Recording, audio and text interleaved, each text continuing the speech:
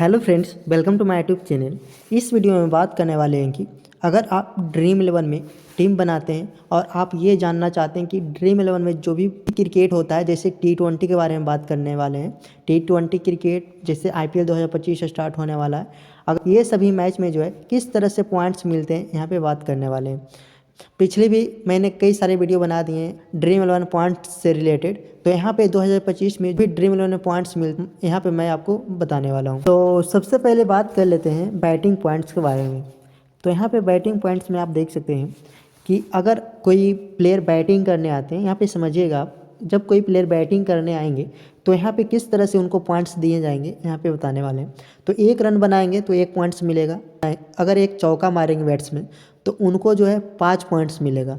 4 run बनाने का 4 points हो गया और 1 पॉइंट्स जो है वो बोनस के रूप में मिलेगा। जो भी प्लेयर बैटिंग करने आए अगर 6 मारेगा तो उनको जो है 8 पॉइंट्स मिलेगा। 6 पॉइंट्स हो गया 6 रन बनाने का और 2 पॉइंट्स हो गया बोनस के रूप में। अगर 30 रन बनाता है तो 30 रन बनाने पे उसको जो है 30 रन बनाने पे जितना भी पॉइंट्स बनेगा उसमें से प्लस 4 पॉइंट्स और जुड़ जाएगा बोनस के रूप में।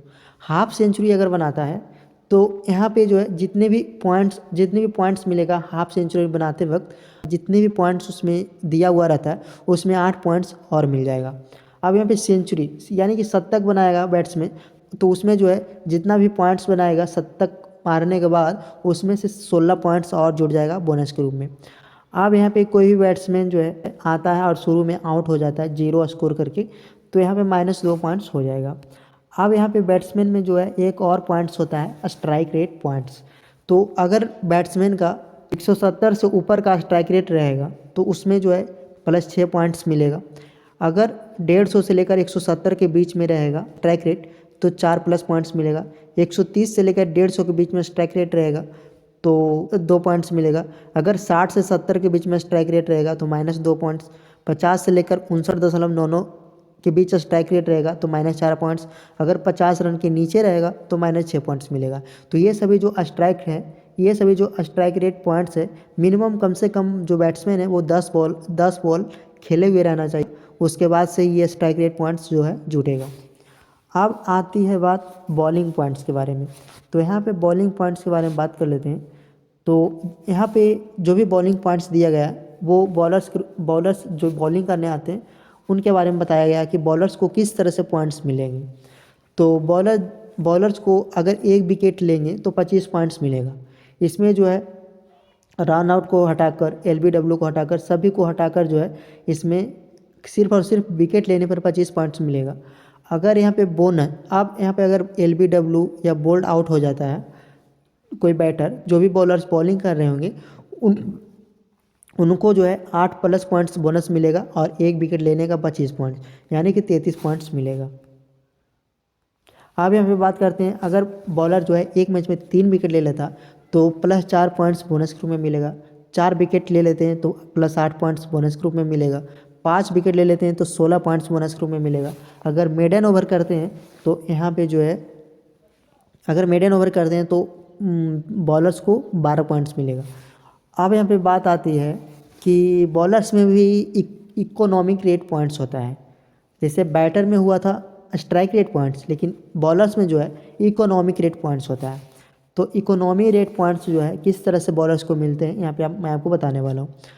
अगर इकोनॉमी जो है 5 के नीचे रहता है तो 6 पॉइंट्स मिलेगा बॉलर्स को। 5 से लेकर 5.99 के बीच में अगर इकोनॉमी रेट रहेगा तो 4 प्लस पॉइंट्स मिलेगा।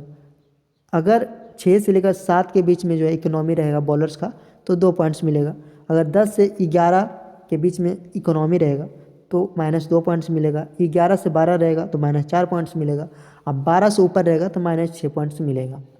तो ये जो भी इकोनॉमिक रेट पॉइंट्स है, मिनिमम बॉलर्स को 2 ओवर करना चाहिए, तभी ये इकोनॉमी रेट पॉइंट्स जुटेगा।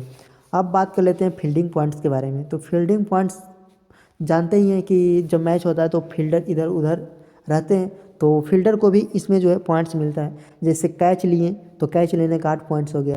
3 कैच अगर एक लिए तो उसमें जो है 4 प्लस पॉइंट्स बोनस के रूप में मिलेगा और 3 कैच लेने का 8 पॉइंट्स ऐसे हो गया। तो टोटल 24 4 28 पॉइंट्स मिल जाएगा। स्टंपिंग करने का 12 पॉइंट्स मिलेगा। अब यहाँ पे रन आउट करने का डायरेक्ट हिट, अगर कोई मान लेते हैं फील्डर है तो वो डायरेक्ट हिट करके रन आउट कर देता है तो 12 पॉइंट्स मिलेगा। अगर डायरेक्ट हिट करके नहीं, मतलब 2 प्लेयर करके करता है तो 6 पॉइंट्स दोनों को मिलेगा। यहाँ पे नीचे लिखा हुआ है not a direct hit. Additional points यहाँ पे देख सकते हैं, अगर कोई भी प्लेयर को या कोई भी बॉलर को, बैटर को, और अंडर को, विकेट कीपर को, किसी को भी आप कैप्टन बनाएंगे तो आपको जो है जितना भी पॉइंट, जैसे मान लेते हैं जैसे कि मान लेते हैं कि आप जो है रोहित शर्मा को कैप्टन बनाएं, तो कैप्टन बनाएं, तो कैप्टन बनाने के आप कैप्टन बनाएं, हम जो है रोहित शर्मा को कैप्टन नहीं बनाएं, तो मुझे जो है मान लेते हैं 100 पॉइंट्स मिलेगा, तो आपको सीधे 200 पॉइंट्स मिलेगा क्योंकि आप उनको कैप्टन बनाएं। उसी तरह से वाइस कैप्टन पॉइंट्स हो गया 150, 1.5x। यानी कि यहाँ पे मानते हैं कि हार्दिक पांड्या को हम सेलेक्ट किए हैं, हम उनको जो है वीसी नहीं बनाए हैं, यानी वाइस कैप्टन नहीं बनाए। आप वीसी बनाए हैं तो आपको जो है, अगर हार्दिक पांड्या 100 पॉइंट्स मुझे देता है तो आपको सीधे 150 पॉइंट्स देगा। आप तो जानते ही हैं कि अनाउंसमेंट लाइनअप में 4 प्लस पॉइंट्स दिया जाता है, और सब्स्टिट्यूट प्लेयर को, अगर जो इम्पैक्ट प्लेयर के रूप में आते हैं, उसको 4 प्लस पॉइंट्स दिया जाता है।